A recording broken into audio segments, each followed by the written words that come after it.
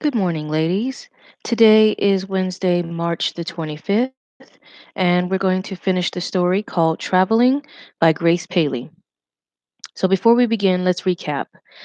We previously learned that there's a black woman who had a baby that was boarding the bus, and the narrator of this story struggled with um, understanding the Jim Crow laws and being able to abide by them. She didn't know the laws that integration was forbidden. When she saw this woman come on the bus with her baby, she empathized with her and tried to give up her seat for her. The mother refused. So she extended even further to hold the baby. Now, another witness who was a white man was appalled by this. And he even referred to the baby as a thing. But again, this woman was very adamant. She was stubborn. She didn't care what he thought. She just saw a woman struggling with a child and she extended her help. So let's find out what happens here on page 338. We're going to finish part 16. I write this remembrance more than 50 years later. I look back at the mother and child. How young is she? Her hand on the head is quite small, though she tries to spread her fingers wide to hide him from the white man. But the child I'm holding, his little face, as he turns toward me, is the brown face of my own grandson, my daughter's boy, the open mouth of the sleeper, the full lips, the thick little body of a child who runs wildly from one end of the yard to the other, leaps from dangerous heights with certain experienced caution, muscling his body, his mind for coming realities. So in part 16 here, we see that this little boy reminds her of her own grandson years later. Okay, we don't know if the child is mixed or not, but just another child here that relates to her reminds her of this story and her experience of what happened on the bus.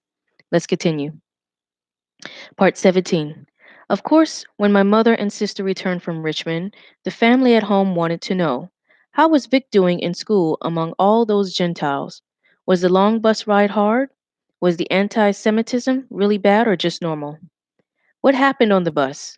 I was probably present at the supper, the attentive listener and total forgetter of information that immediately started to form me. Then last year, my sister, casting the net of old age, through which recent experience easily slips, brought up that old story. First, I was angry. How come you never told me about your bus ride with Mama? I mean, really, so many years ago. I don't know, she said. Anyway, you were only about 4 years old, and besides, maybe I did.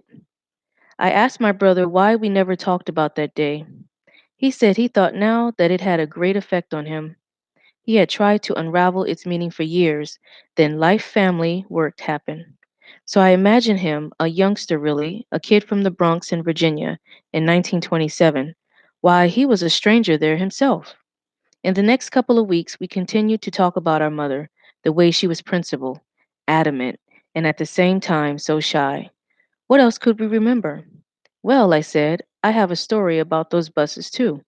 Then I told it to them, how it happened on the bus just as a journey, when I was still quite young, that I first knew my grandson, first held him close, but could protect him for only about 20 minutes 50 years ago in 1997. So here we see this grandson is sort of like a remembrance for her. Just a journey when I was still quite young that I first knew my grandson, first held him close, but could protect him for only about 20 minutes 50 years ago, 1997.